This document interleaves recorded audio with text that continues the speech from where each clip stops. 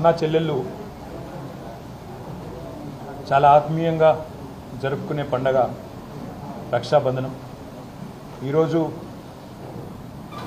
ప్రపంచవ్యాప్తంగా ఉండే భారతీయ కుటుంబాలన్నింటిలో కూడా ఒక శుభదినం. అట్లాంటి ఈరోజు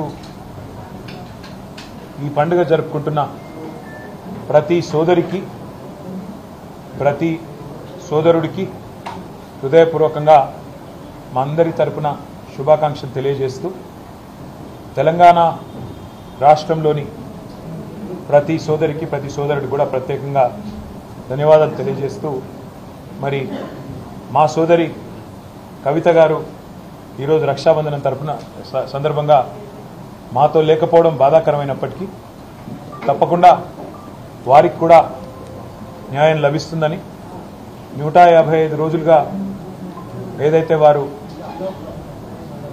వేదన అనుభవిస్తూ ఉన్నారో తప్పకుండా అత్యున్నత న్యాయస్థానంలో న్యాయం లభిస్తుందని చెప్పి కూడా మనస్ఫూర్తిగా ఆశిస్తూ మరొకసారి ప్రతి సోదరుడికి ప్రతి సోదరికి కూడా హృదయపూర్వకంగా శుభాకాంక్షలు అభినందనలు.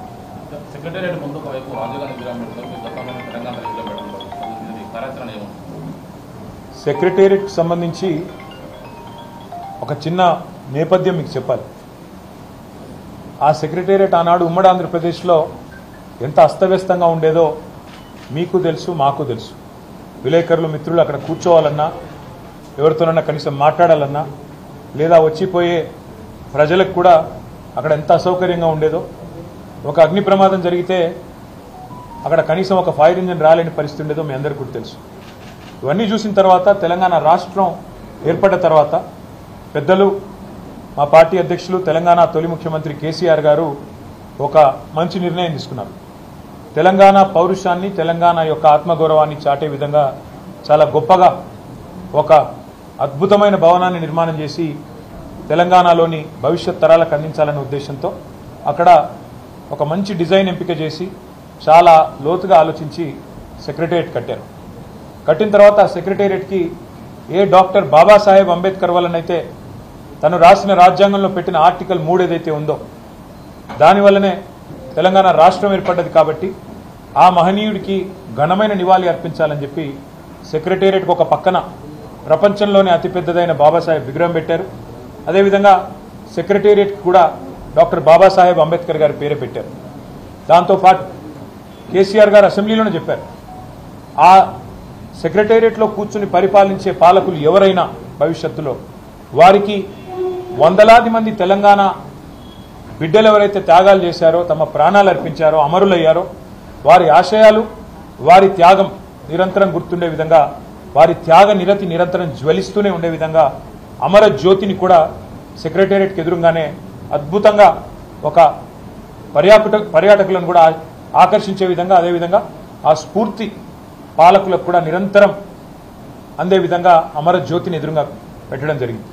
పెట్టిన తర్వాత తెలంగాణ అస్తిత్వానికి ప్రతీక, తెలంగాణ ఆత్మగౌరవానికి ప్రతీక అయిన తెలంగాణ తల్లిని అక్కడే ప్రతిష్ఠించాలన్న ఉద్దేశంతో ఒక అద్భుతమైన ఐలాండ్ను కూడా అక్కడ క్రియేట్ చేయడం జరిగింది. ఇదివరకు అది లేదు, ఐలాండ్ అక్కడే క్రియేట్ చేయడం జరిగింది. చేసి ఆనాడు దశాబ్ది ఉత్సవాల్లోనే నిర్ణయం తీసుకున్నాం అక్కడ తెలంగాణ తల్లిని ప్రతిష్ఠించాలని. కానీ ఈరోజు కాంగ్రెస్ పార్టీ ఎంత కుసంస్కార పార్టీ అంటే ఆ ముఖ్యమంత్రి జై తెలంగాణ అన్నాడు, అంబేద్కర్ విగ్రహానికి దండయ్యాడు. 125 ఫీట్ల ఎత్తుల్లో ఉండే అంబేద్కర్ విగ్రహాన్ని కనీసం స్వతంత్ర దినోత్సవం నాడు కానీ 14 ఏప్రిల్ నాడు ఆయన జయంతి నాడు కానీ కనీసం అక్కడ లైటింగ్ ఏర్పాటు చేయరు, కనీసం పరిశుభ్రత కూడా పాటించరు. అమరజ్యోతి ఇంతవరకు కనీసం పర్యాటకుల కోసం ఓపెన్ కాలేదు. ఇంకా పైపెచ్చు ఇవన్నీ చాలదన్నట్టు ఏ రాజీవ్ గాంధీ గారైతే తెలంగాణ బిడ్డ అంజయ్యను అవమానించారో ఆ అంజయ్య గారి పేరు పక్కనే ఉండే పార్కుకు పెట్టింది ఆనాడు ప్రభుత్వం. కానీ అంజయ్య గారి పేరు పోయింది, అది లుంబిని పార్క్ అయింది. ఇప్పుడు ఏ అంజయ్య గారిని అయితే అవమానించిన వ్యక్తి ఉన్నారో ఆయన విగ్రహాన్ని తెచ్చి మా నెత్తిన రుద్దడం అంటే ఇది ఎంతవరకు న్యాయం అని చెప్పి వాళ్ళు నేను మా పార్టీ తరఫున అడుగుతా ఉన్నాను. మేము 10 ఏళ్ళు చాలా సంస్కారవంతంగా వ్యవహారం చేసినాం. రాజీవ్ ఆరోగ్యశ్రీ అనే పథకం ఉంటే దాని పేరు మార్చలేదు, అట్లే కొనసాగించాం. మా పేరు పెట్టుకోవచ్చు, ఇంకో పేరు పెట్టవచ్చు, కానీ మార్చలేదు. రాజీవ్ రహదారి అని స్టేట్ హైవే ఉంటే దాని పేరు కూడా మార్చలేదు. రాజీవ్ గాంధీ యూనివర్సిటీ అని IIIT బాసరకు పేరుంటే నాలెడ్జ్ యూనివర్సిటీ అని దాన్ని కూడా మార్చలేదు, కొనసాగించినాం. ఉప్పల్లో ఉండే అంతర్జాతీయ స్టేడియంకు రాజీవ్ గాంధీ స్టేడియం అని పేరున్నా దాన్ని కూడా కొనసాగించినాం తప్ప మార్చలేదు.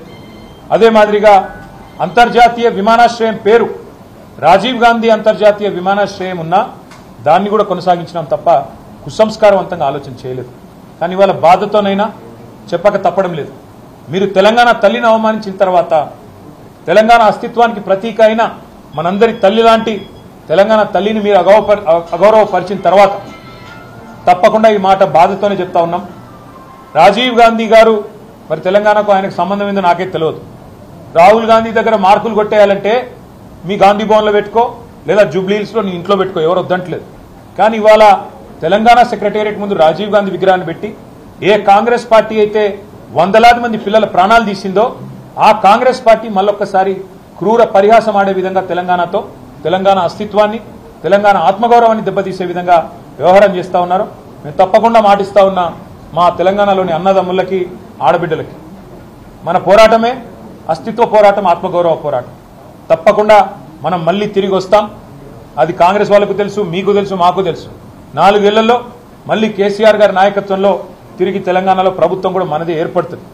ఏర్పడ్డ తర్వాత వెంటనే తప్పకుండా రాజీవ్ గాంధీ గారి విగ్రహాన్ని అక్కడి నుంచి సకల మర్యాదలతో తొలగిస్తాం. అక్కడి నుంచి వారు కాంగ్రెస్ వారు ఎక్కడికి కోరుకుంటే అక్కడికి తరలిస్తాం. అక్కడ మాత్రం ఖచ్చితంగా తెలంగాణ తల్లి విగ్రహాన్ని పెడతాం. ఇవాళ కాంగ్రెస్ చేసిన ఈ దుందుడుకు, దుర్మార్గ కుసంస్కార పనికి నిరసనగా తప్పకుండా రేపటి రోజున అంతర్జాతీయ విమానాశ్రయం పేరు కూడా మారుస్తాం. ఒక తెలంగాణ ప్రముఖుడి పేరే పెడతాం. ఎందుకంటే ఇవాళ భారతదేశంలో ఏ నగరానికి పోయినా అక్కడి వాళ్ళ ప్రముఖుల పేర్లు ఉంటాయి. మీరు బొంబాయికి పోతే ఛత్రపతి శివాజీ, అదేవిధంగా బెంగళూరుకి పోతే కెంపెగౌడ పేరు, ఇట్లా ఎక్కడ పోతే అక్కడి ప్రముఖుల పేర్లు ఉంటాయి. కేవలం హైదరాబాద్లో మాత్రమే ఇవాళ రాజీవ్ గాంధీ గారి పేరు. ఇన్ని రోజులు సంస్కారవంతంగా భరించినాం, ఇక భరించే ఓపిక లేదు. ఈ కాంగ్రెస్ చేస్తున్న చిల్లర ప్రయత్నాలు, చిల్లర పనులు ఏవైతే ఉన్నాయో దీనికి ధీటుగా 4 ఏళ్ల తర్వాత సమాధానం చెప్తాము. ఇప్పుడు కూడా తెలంగాణ ప్రజల తరపున, తెలంగాణలోని అసువులు బాసిన అమరుల తరపున నేను కాంగ్రెస్ ప్రభుత్వాన్ని డిమాండ్ చేస్తా ఉన్నా. ఇప్పటికైనా బుద్ధి తెచ్చుకొని ఆ విగ్రహాన్ని అక్కడి నుంచి తరలించండి. కావాల్సిన విగ్రహాలు ఉన్నాయి. సోమాజిగూడలో రాజీవ్ గాంధీ సర్కిల్ అని పెట్టుకున్నారు మీరు, మేము మార్చలేదు. ఇందిరాగాంధీ విగ్రహాలు బొచ్చెడున్నాయి, ఇందిరాగాంధీ పేరు మీద బొచ్చెడున్నాయి, మేము ముట్టుకోలేదు. కానీ మీరు ఇదే ఒరవడి కొనసాగిస్తే తప్పకుండా మరి ఢిల్లీకి గులాంలు మీరు, కానీ మాకు ఆ కర్మ పట్టలేదు. తప్పకుండా మా తెలంగాణ పౌరుషంగల బిడ్డలుగా చెప్తా ఉన్నా 100% తెలంగాణ తల్లిని అక్కడే పెడతాం. తప్పకుండా మిగతా ఏవైతే మీ జాతీయ నాయకులు అని చెప్పి పెట్టుకున్న పేర్లు ఏవైతున్నాయో వాటిని కూడా మార్చే దిశగా ఆలోచన చేస్తాం. తెలంగాణలో ఈ 8 నెలల పాలనలో, కాంగ్రెస్ పాలనలో మహిళలపైన జరిగిన అఘాయిత్యాల వివరాలు మీరు మహిళా కమిషన్ అందిస్తామని మీరు అన్నారు. బీఆర్ఎస్ 9 ఏళ్ల పాలనలో 1,50,000 చిలుకు అఘాయిత్యాలు జరిగాయి. వివరాలన్నీ కూడా కేటీఆర్ మాట్లాడితే బాగుంటుంది. ఆ వివరాలని నిన్న బయట పెట్టారు సీతక్క. సరే, ఇన్ని రోజులు 8 నెలలు గవర్నమెంట్లో ఉన్న తర్వాత మొత్తానికి మంత్రి గారికి మహిళల మీద జరిగిన అఘాయిత్యాలు గుర్తుకొచ్చినందుకు, ఇప్పటికైనా గుర్తుకొచ్చినందుకు మంచిదే. మహిళా కమిషన్ కానీ ప్రభుత్వం కానీ చేయాల్సిందేంది? ఎక్కడన్నా మహిళల మీద ఏమైనా జరిగితే అఘాయిత్యాలు కానీ అత్యాచారాలు కానీ వారు ముందే స్పందించాలి. కానీ ఎట్లా ఉంది ప్రభుత్వం వైఖరి? దున్నపోతు మీద వానబడ్డట్టే. అక్కడ కొల్లాపూర్లో ఒక చెంచు మహిళ మీద అఘాయిత్యం జరిగితే మా నాయకురాలు సత్యవతి గారు, సబిత గారు, మా నాయకులు మరి జనార్దన్ రెడ్డి గారు, గోవల బాలరాజు గారు, బీరం హర్షవర్ధన్ రెడ్డి గారు అందరూ పోయి ఆ అమ్మాయిని నాగర్ కర్నూలు ఆసుపత్రిలో చేర్పించేదాకా స్పందన లేదు. అదేవిధంగా మొన్నటికి మొన్న షాద్ నగర్లో ఒక దళిత మహిళ మీద అక్కడ పోలీసులు అఘాయిత్యం చేస్తే దాని మీద స్పందన లేదు. చివరికి మా నాయకురాలు సబితా ఇంద్రారెడ్డి గారు పోయి గొడవ చేస్తే, మా ఆర్ఎస్ ప్రవీణ్ కుమార్ గారు పోయి గొడవ చేస్తే మొన్న మధ్యన ఆ పోలీసులను సస్పెండ్ చేసింది. ఒకటి కాదు, ఇవాళ చెప్పమంటే ఎన్ని అఘాయిత్యాలు, ఎన్ని అత్యాచారాలు జరుగుతున్నాయో తెలంగాణలో 8 నెలల్లో మీరే మీ కళ్ళ కట్టినట్టు చూడొచ్చు. మహిళా కమిషన్ అయినా, రాష్ట్రంలోని శాంతి భద్రతల విభాగం పోలీసులైనా చేయాల్సిన పని ఏందండి? వాళ్ళు చేయాల్సిన పని మొదలు ఖచ్చితంగా రాష్ట్రంలో మహిళలు కానీ, పిల్లలు కానీ, రాష్ట్రంలో ఉండే మా అన్న తమ్ముళ్ళు కానీ, ఇక్కడ ఉండే కుటుంబాలు కానీ శాంతియుతంగా బతికే విధంగా చూసుకోవాలి. ఆ తెలివి లేదు. హైదరాబాద్లో మర్డర్లు అవుతుంటే ఆపేసి తెలివి లేదు. హైదరాబాద్లో ఇన్ని అఘాయిత్యాలు జరుగుతుంటే దాన్ని పట్టించుకునే నాదుడు లేడు. రాష్ట్రానికి హోంమంత్రి దిక్కు లేడు. మేము పొరపాటున నోరు జారి ఒక మాట అంటే దానికి ఆల్రెడీ నేను క్షమాపణ కూడా చెప్పిన. ఇక ప్రపంచంలో ఇంతకంటే పెద్ద సమస్య లేనట్టు దానిలో సమస్య చేసి కావాలని దానికి రాజకీయ రంగు పులిమి ఇవాళ ప్రయత్నం ఏదైతే చేస్తున్నారో నేను మంత్రి గారికి ఒకటే చెప్తా ఉన్నా, మీకు మహిళల పట్ల చిత్తశుద్ధి ఉంటే మీ ప్రభుత్వానికి తప్పకుండా ఒక ఎంక్వైరీ చేయండి. ఎలాంటి అఘాయిత్యాలు జరిగాయి, ఏం జరిగినాయి, శాంతి పద్ధతులు ఆనాడు ఎట్లుండే, ఈ రోజు ఎట్లుండే, ఏం చేసిందండి ఆనాడు మా ప్రభుత్వం. ఇక మా మహమూద్ అలీ గారు ఇక్కడనే ఉన్నారు, హోంమంత్రిగా పనిచేశారు. షీ టీంలు పెట్టింది ఎవరు, భరోసా సెంటర్లు పెట్టింది ఎవరు, విమెన్ సేఫ్టీ వింగ్ చాలు చేసింది ఎవరు, షీ షటిల్స్ ప్రారంభించింది ఎవరు, దిశాని ఆ రోజు ఒక ఇన్సిడెంట్ జరిగితే వాళ్ళు నేను అడుగుతా ఉన్నా, కోల్కతాలో ఒక అమ్మాయి మౌమితా గారి మీద అక్కడ దాడి జరిగితే, అఘాయిత్యం జరిగితే, చాలా కిరాతకంగా అమ్మాయిని చంపేస్తే ఏమంటున్నారు ఇవాళ ఢిల్లీలో డాక్టర్లు, ఇంకా ఇతర చోట్ల ఇతర నగరాల్లో అక్కడ నిరసన చెప్తున్న డాక్టర్లు ఏమంటున్నారు, తెలంగాణ తరహాలో న్యాయం చేయండి అంటున్నారు. That is KCR, that is Telangana. మీకున్నదా మాట్లాడే నైతిక హక్కు? వాళ్ళు ఏం జరుగుతున్నది తెలంగాణలో? ఎవరి మాన ప్రాణాలకు రక్షణ లేదు, ఆస్తులకు రక్షణ లేదు.